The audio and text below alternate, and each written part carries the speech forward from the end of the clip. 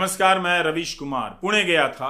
वहां हमने एक इमारत देखी जिसके बारे में अखबारों में छपा है कि यह वो स्कूल है जिसे सावित्रीबाई फुले और महात्मा ज्योतिबा फुले ने बनवाया था।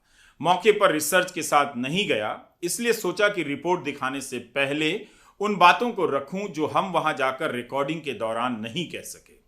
हमने अरुणा दिवेगांवकर की किताब ज्योतिर्मय सावित्री एक समताधिष्ठित सहजीवन का एक हिस्सा पढ़ा। वैसे अनेक किताबें हैं उन पर। पुणे के हरिति प्रकाशन से छपी इस किताब से पता चला कि 1840 में जब सावित्रीबाई की शादी ज्योतिबा फुले से होती है, तब सावित्री जी की उम्र 9 साल थी और ज्योतिबा फुले की 12 साल। शादी के पहले वे पढ़ी लिखी नहीं थी। उसके बाद सावित्रीबाई ज्योतिबा फुले से प्राथमिक शिक्षा प्राप्त करती हैं और बाद में अध्यापक होने की ट्रेनिंग लेती हैं, कविताएं लिखती हैं। अरुणा दिवेगांवकर ने अपनी किताब में लिखा है कि सावित्रीबाई को मराठी की एक आधुनिक कवि के रूप में भी देखा जाता है। अपनी कविताओं और अन्य लेखन में उन्होंने सामाजिक चेतना के पुनर्जागरण पर जोर दिया है। वे उस समय लड़कियों की शिक्षा के लिए समाज से लड़ गईं, जब स्त्रियों का शिक्षा पाना धर्म के विरुद्ध माना जाता था। घर घर जाकर लड़कियों की शिक्षा का प्रचार किया, उन्हें मुफ्त कपड़े दिए, किताबें दी। इसके लिए विरोध और अपमान भी सहा। इसमें ज्योतिबा फुले का सहयोग उनके साथ रहा। दिव्या कुंडुकुरी ने लाइव मिंट के अपने लेख में लिखा है कि सावित्रीबाई स्कूल जाते वक्त अपने साथ एक और साड़ी लेकर जाती थीं, क्योंकि लोग पत्थर और गोबर फेंका करते थे। स्कूल पहुंचकर वे साड़ी बदलती थीं और पढ़ाना शुरू कर देती थीं।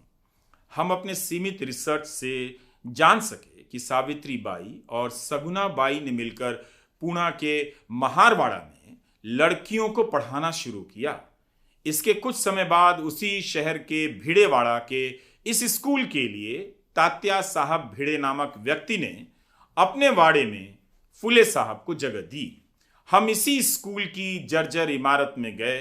भिड़े ने 101 रुपया दान दिया और हर महीने 5 रुपया दान देने का वादा भी किया।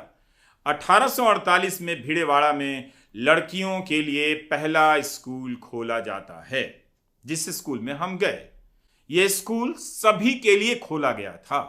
21 साल के ज्योतिबा और 17 साल की सावित्रीबाई फुले सगुनाबाई के साथ लड़कियों के लिए भारत का पहला ऐसा स्कूल खोलने में कामयाब होते हैं जिसे भारतीय चला रहे थे। आज से 174 साल पहले यहां वेदों और शास्त्रों के बजाय इन्होंने स्कूल में गणित, विज्ञान, सामाजिक विज्ञान पढ़ाना शुरू कर दिया। आप हमारी रिपोर्ट में स्कूल की हालत देख सकते हैं। दुख होना चाहिए कि सावित्रीबाई फुले की महान विरासत को हमने जर्जर होने दिया। हमने इस स्कूल के बारे में पुणे के अखबारों में छपी खबरों को देखा और भी दुख हुआ। यानी सबको पता है कि यहां वह ऐतिहासिक स्कूल है, मगर जर्जर है। ऐसा नहीं है कि फुले दंपति ने सिर्फ यही एक स्कूल खोला। 1848 से 1852 के बीच पुणे में 18 स्कूल खोले। 18। इनके संचालन के लिए एक समिति बनाई गई। कितने लोकतांत्रिक थे। सावित्रीबाई, सगुनाबाई, फातिमा शेख ये अध्यापिकाएं बनी। फातिमा और सावित्रीबाई ने एक साथ टीचर ट्रेनिंग ली।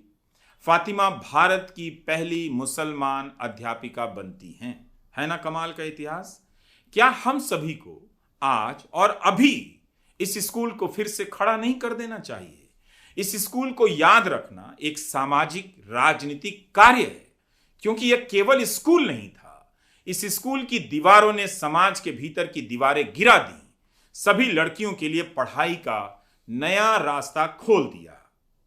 अब आप इस रिपोर्ट को देखें, उसमें कुछ कमी हो सकती है, मगर हमसे रहा नहीं गया। हमें लगा कि बिल्कुल बताना चाहिए कि स्कूल की इमारत जर्जर हो चुकी है, नामो निशान मिट रहा है। आज तमाम लड़कियां आर्किटेक्ट हैं, वास्तुकार हैं। वे सभी सावित्रीबाई फुले की कर्जदार हैं। वही जुट जाएं तो इस स्कूल की इमारत फिर से खड़ी की जा सकती है। आप ये रिपोर्ट देखिए।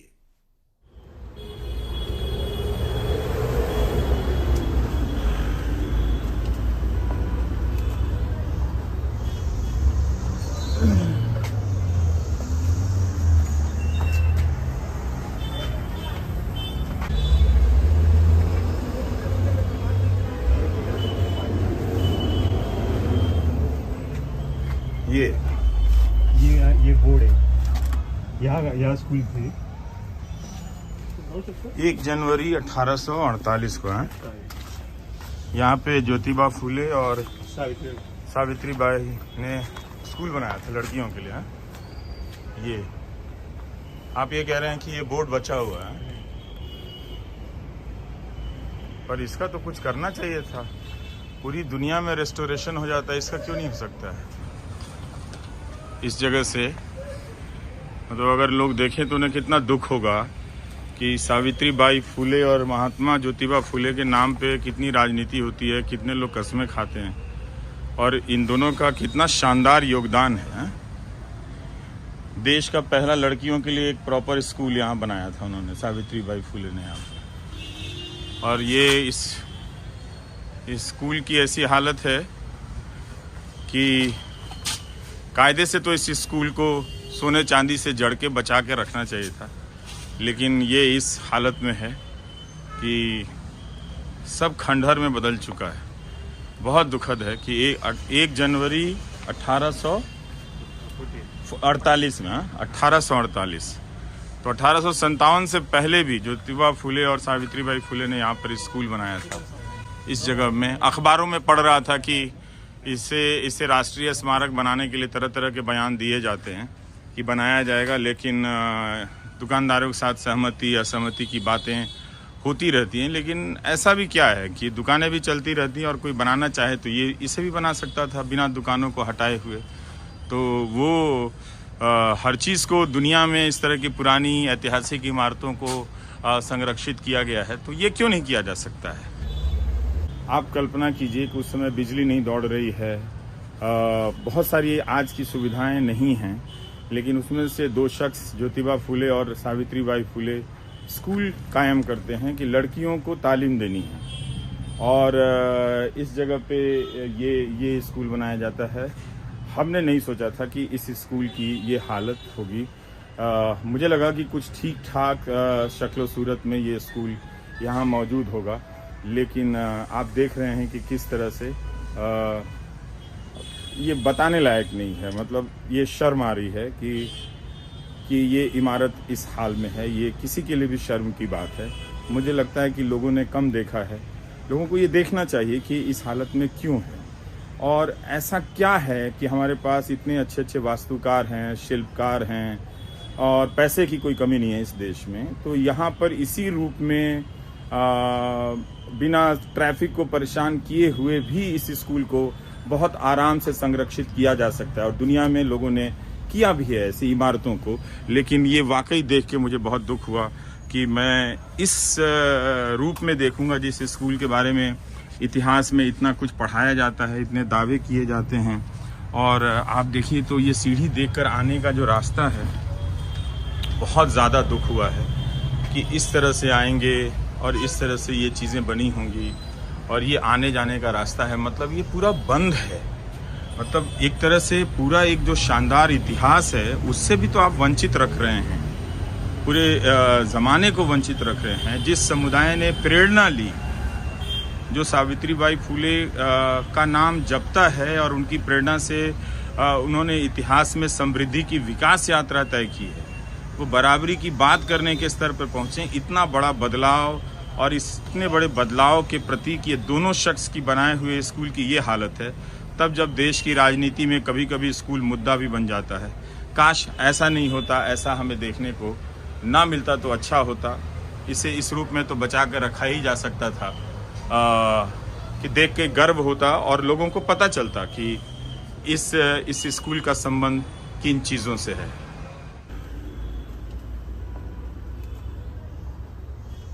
तो आप 7 जनरेशन हैं, किस परिवार के आप? महात्मा ज्योतिबा फुले। अच्छा, आप उन परिवार से जुड़े हुए हैं ज्योतिबा फुले जी के। 7 पीढ़ी पहले वो हुए। तो आपका नाम? प्रशांत यतीश फुले। अच्छा, तो ये क्यों नहीं ये स्कूल की हालत आपने इसकी खोज की इस तरह से? हाँ, मैंने ये पूरा पहले देखा। यहाँ किसी को भी अभी भी कुछ साल पहले ऐसी स्थिति थी कि किसी को भी मालूम नहीं था भिडेवाड़ा कहाँ पे है। जहाँ जहाँ हम एक चौथी के पुस्तक में पढ़ते हैं कि महात्मा ज्योतिराव फुले और सावित्रीबाई फुले ने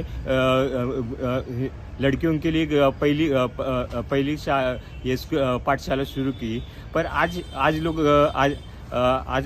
तक इसका राष्ट्रीय स्मारक नहीं हुआ, क्योंकि इसके पीछे तो बहुत कारण है।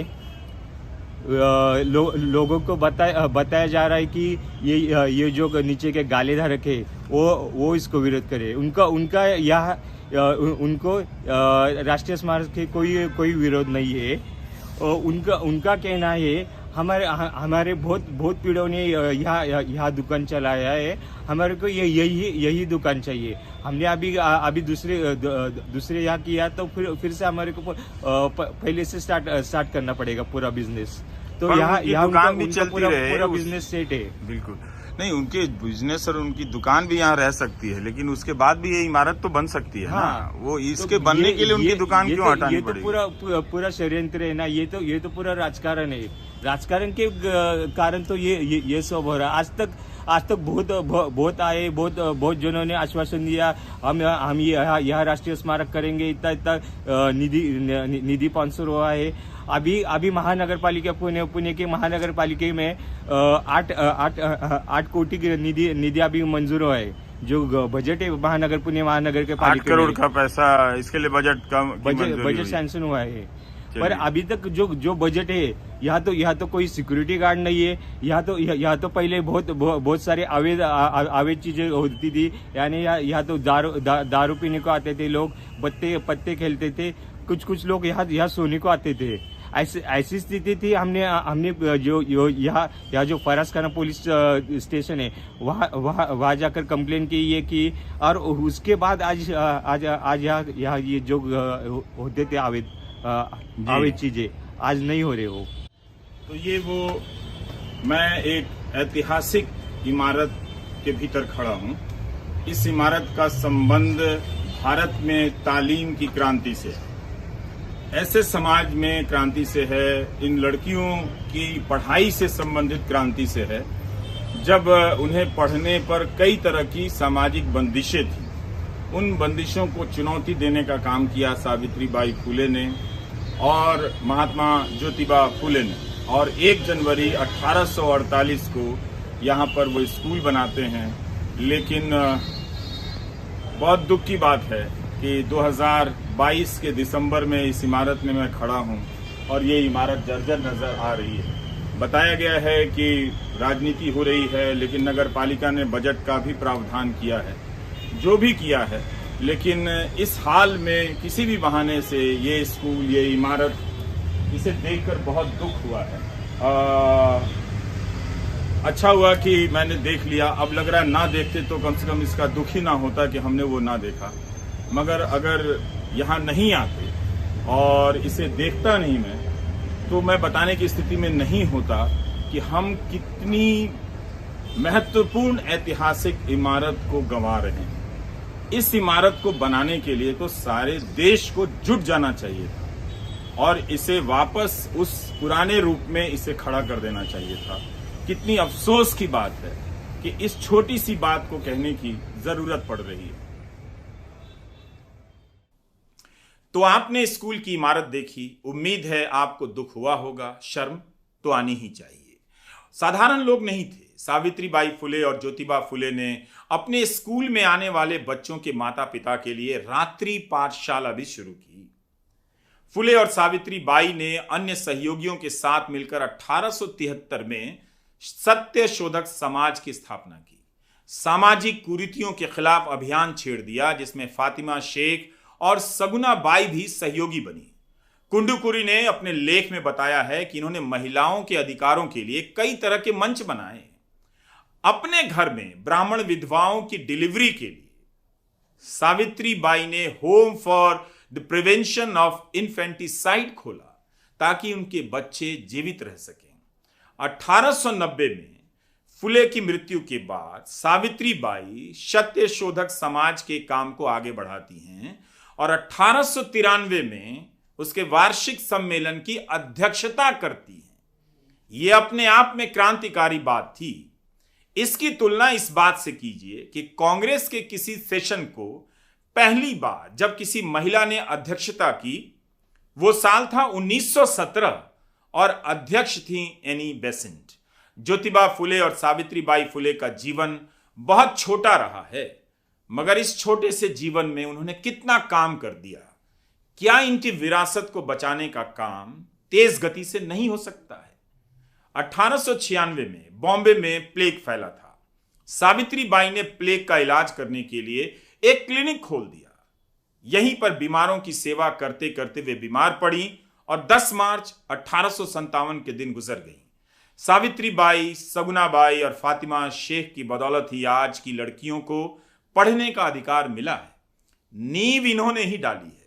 इसलिए हम ये नहीं कह सकते कि इन्होंने समाज के सिर्फ एक वर्ग के लिए काम किया। सभी लड़कियों की पढ़ाई के लिए अपना जीवन समर्पित कर दिया। 2014 में पुणे विश्वविद्यालय का नाम सावित्रीबाई फुले के नाम पर रख दिया जाता है, मगर उनके स्थापित किए गए स्कूल की हालत आपने देखी। आप ये सवाल सरकार से पूछिए कि ऐसी हालत कब तक रहेगी। नमस्कार, मैं रवीश कुमार। पर इसका तो कुछ करना चाहिए था। पूरी दुनिया में रेस्टोरेशन हो जाता है, इसका क्यों नहीं हो सकता है?